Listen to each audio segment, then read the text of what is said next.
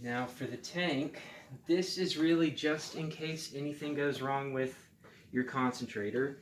At 1, this is going to be probably about a 10-hour supply of oxygen. And my tank is kind of wedged in there.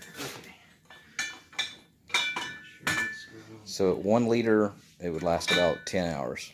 Right. So green tab means that the tank is full. I'm going to go ahead and open this one. This is our regulator. This is going to control the rate that the oxygen comes out of the tank.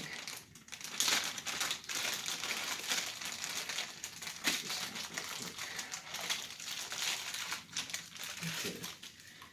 So here on the bottom of the regulator we have our 2 pins. Okay.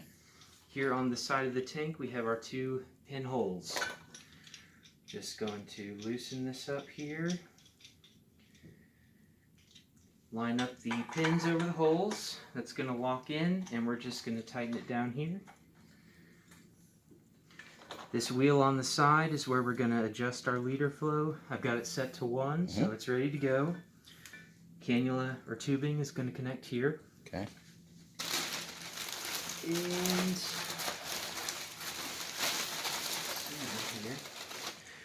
this is our wrench. This is going to open and close the tank. So when we're ready to use the tank, if we need to use the tank, I'm going to put this hole over the peg, left to open. When we're done with it, right to close. It will continue to hiss until this needle gets down into the red. I can hit fast forward here. Alright. Okay.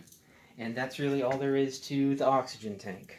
Okay. Now, that's 10 hours, Mm-hmm. but I don't use that unless Emergency. That's emergency. That is my oxygen supply. Yes.